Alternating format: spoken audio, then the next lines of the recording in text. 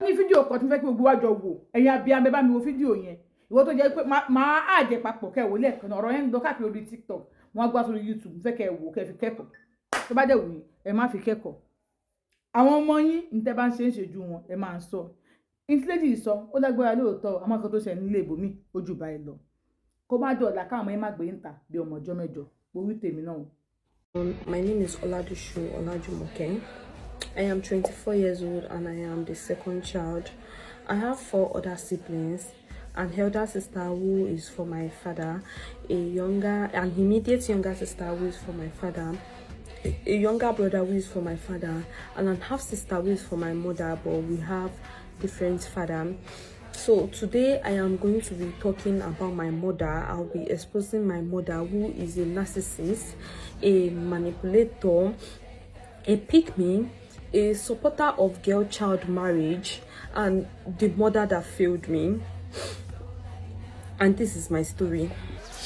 This is going to be a very long video, probably in 2 or 3 parts, because I'll be attaching some voice notes and video as evidence as I am talking. So this is my story. 2015, when I was 14 years old, my parents got divorced. But before the divorce, we were all living at Ibadan, where my mom was a nurse and my dad was a trader. He sells shoes and bags. He would travel to Cotonou to buy them and resell at Ibadan.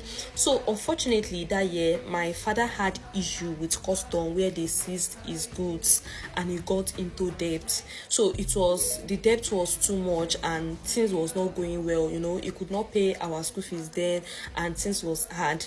Then my mom left him and went with all my siblings except I, because I was on scholarship as at then. I was in JSS 3. My junior secondary school from JSS 1 to JSS 3 was on scholarship, but as at that time I was in JSS 3, so I could not follow them. I was with my father at Ibadan. After my JSS 3, my dad suggested I go to my mom's hometown to go and meet my siblings, so we are not going to grow up apart and live apart. So I left my dad at Ibadan and I came to meet my siblings, and that was where the whole sad story started from. So I went to my mom's hometown to join my siblings. I started my secondary school there. My elder sister was in SS3 and I was in SS1 then. So my mom started a nursery and primary school. When my sister was done with her secondary school, she did WAEC and she started teaching in my mom's school. I was still in SS1. So what I noticed was that this man that my mom is dating, the Alaji, is not living with us. He have a house in Ibadan and he's also from my mom's hometown. So he will come and check on us. Sometimes weekends, sometimes weekdays. And my mom got pregnant for him. My mom had a baby girl for him, my half sister. This man was not taking any responsibility on us then. I could remember he would give my mother 4,000 naira weekly as feeding money. Yes, and this man is very okay. All his elder kids, all his children are all in US living there, and he's very, very okay. He have houses everywhere, Lagos, Ibadan. So I don't know why he was doing like that. So I could remember there is this couple that was living next door to us. He had interest in my elder sister then. My elder sister was 17 years old. He had interest in her. He will always go out, come back and buy things for my sister, and she will not collect it. So my mom noticed and she started putting pressure on my sister. Most times she will lock her inside and beat her up, and she will be like, you are not smart, that look at this guy, you are supposed to be going to his room, you are supposed to be playing with him so that he's going to give you things and stuff like that. So she started comparing her to me, and this is the comparison. The school I gained scholarship, they taught us a lot of handwork, so I know how to do wire work, all this earring wire work and bead making then. So I'll do it and go to the market to sell. I have someone that sells accessories, so I'll sell to them and they will give me money, and when they give me the money, I'll bring it home and give it to my mother.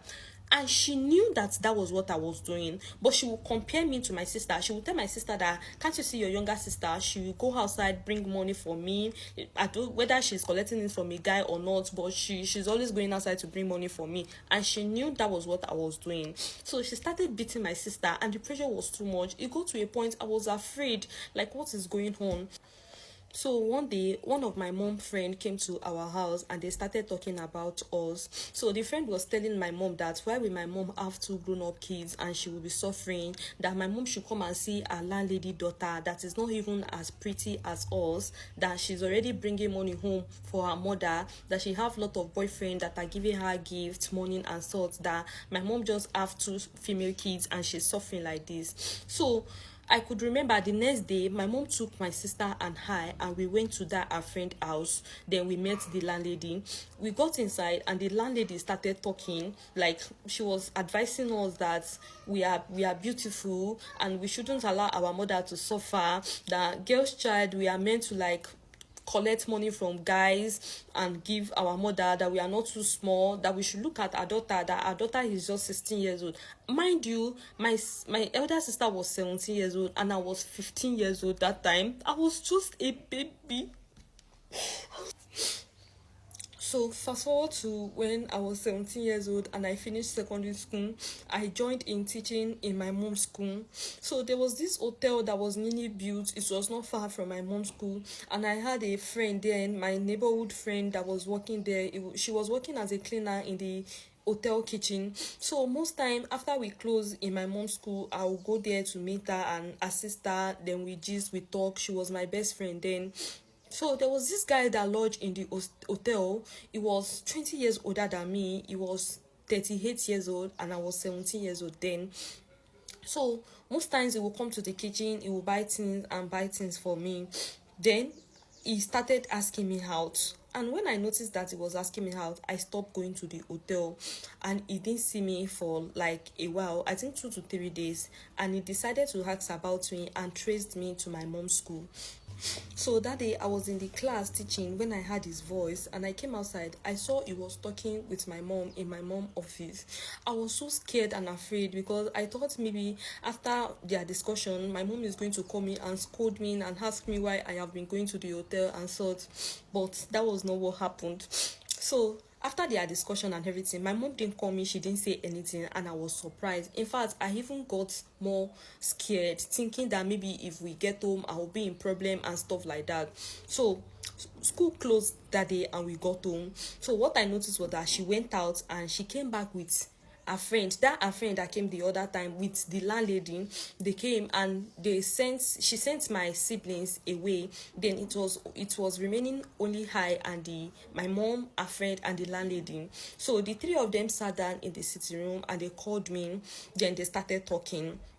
They were like, a guy came to meet my mom that he likes me and sort like that, but the guy said I have been avoiding him and I have been telling him that I am not ready for that and this. So all of them, they started talking. They were telling me that maybe I am the one that is going to remove my family in poverty, that this guy is rich, this guy has money, that why am I doing like that I am not too small, that girls of my age, that there are girls of my age that already gave birth. I was just 17 years old. So after they finished talking, in fact, my mom knelt down. She knelt down. She was begging me that I should please accept for this guy, that he's going to take care of us, that he has money and he promised to sponsor my school and everything. So that day, my mom sent me away that I should not sleep at home, that I should go and meet this guy. She sent me away and I left home to meet this guy.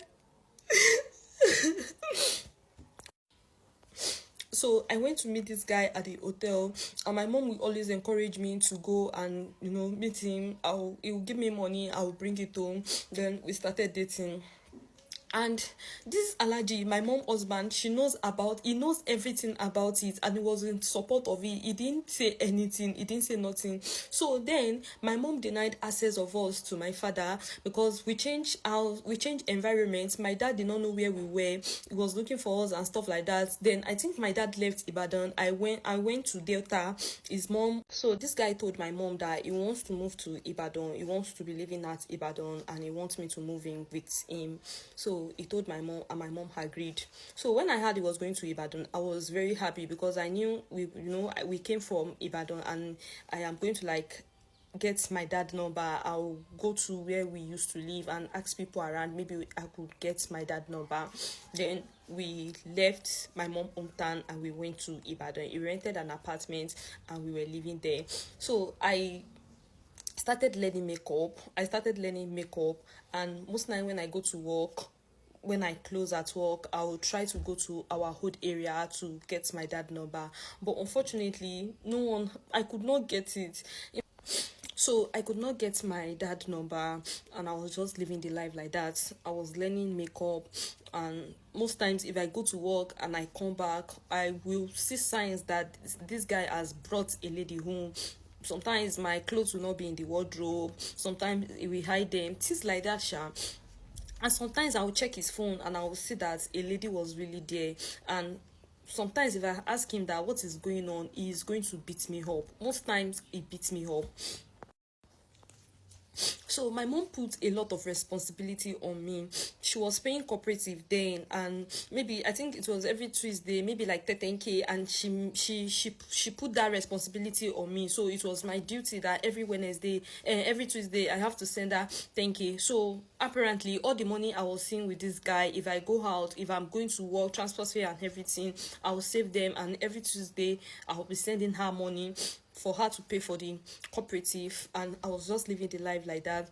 So it got to a point, this guy noticed I was not pregnant. Then he called my mom and he complained and everything. He said he's getting old and he wants to have children. Then my mom called me and asked me to come home. Then I came home and she was like, she took me to a doctor. She took me to an hospital. She took me to a doctor. The doctor too is a woman. She's a female. And they said she did some tests and she said it was too much of. So the doctor said it was too much of junks and death, that they are going to do evacuation for me. They are going to evacuation is like cleansing of womb or stuff like that. So they did it. It was the same process with abortion. So it's just like packing out dirty blood that is blocking the womb and everything. So mind you, I was 18 years old then. So after the evacuation and everything, I went back to Ibadan and I got pregnant. So when I was pregnant, this guy would be drunk. He would beat me, despite the fact that I was pregnant. He would beat me up and do all sorts of things. Then I'll call my mom and I will complain to her. I'll tell her this is what is happening. My mom would tell me that what did I do for him to beat me, and I should calm down, I should be a good girl and stuff like that. So this guy will always abuse me.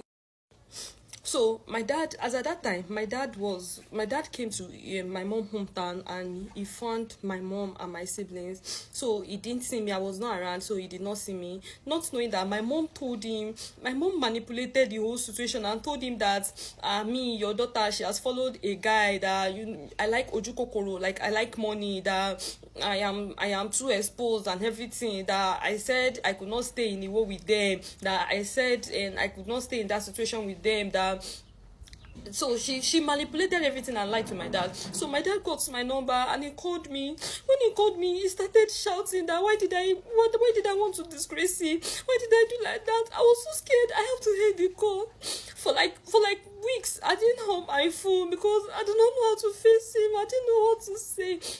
I did not know anything. So one day I was tired of the whole situation. I was tired of everything, and I was like, this is not the kind of life I want to live. This is not the kind of future I want for myself. This is not what I want. Then I opened up to my boss. Then the boss I was learning makeup for, she didn't know anything about me. So I opened up. I told her the whole story and everything. She felt pity for me. Then she advised me. She said she can't really tell me to abort the baby, but she said if I know that this is not what I want, this is not the life I want, that I should just do it. But she can't really be the one to say it, that I will have to be the one to take the decision.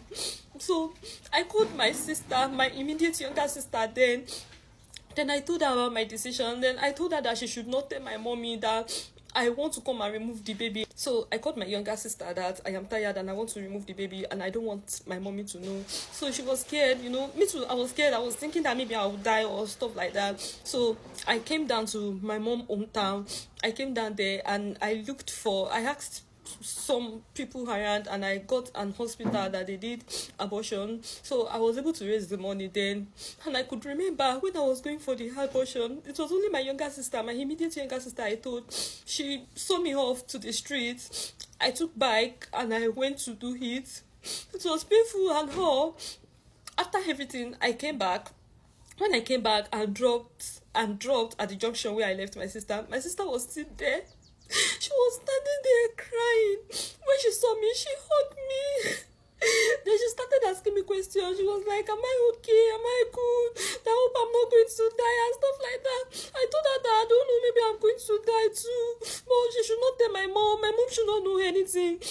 So I didn't tell my mom nothing. We went home, and I think the next day I went to Ibadan. When I got to Ibadan, I was packing my load small. I didn't tell this guy. I didn't say anything. Then I called my dad and I explained the whole situation. Then my dad consoled me. He cried and he said he's not going to push me away, that I should come to him. My dad was already at Ilesha, so he said he's not going to push me away, that he will forgive me, that in as much as I'm going to go to school, in as much as I'm going to be a good girl, that he's not going to push me away. He asked me to come. Then I went to meet him at Ilesha. So my mom got mad. She was mad, and so my dad hugged me. When I got to my dad, he hugged me. He prayed for me. Then he told me he forgive me, that he's going to send me to school. He said he's going to send me to school. He called my elder sister too. My elder sister and all of us, we went to meet him at Ilesha. Then I wrote JAB, my sister wrote JAB, and I gained admission to EXU. I went to school. My sister gained admission to a private nursing school, and my dad promised us that he's going to stay by us, that he's going to pay for our school fees and everything, which he did. So my dad paid for my school fees, my sister's school fees. It was paying for the fee, but you know, sometimes it will send us pocket money, but you know, as a student, it's not always enough. So I do a lot of work. I did memory. I was doing my makeup. I was selling food. I sold interior. I did a lot of stuff to like survive in school. So my dad was paying for our school fees, and it was so hard on him. In fact, most times, not even most times, I think I knew my dad with just 3 clothes. And he will make sure he send our school fees to us and do all sorts of things. My dad will work his ass off. He will come in the morning, pray for me. I could remember then when I was 100 level, whenever I'm hungry, if I call my mom and I'll be like, I'm hungry, please send me 1K. My mom would tell me that she's not the one that sent me to school. I will attach a video evidence now where she was saying that she didn't send me to school, and it was my dad that sent me to school, and I went to do Hashewo. Told you I'm not capable. Bàbá rẹ ló ti ọ lọ. Ó wá lọ ṣaṣẹ́wó ní school. Ó wá lé mi. Èmi ni mo. Ṣé mo ti ọ lọ school? I kept on saying it.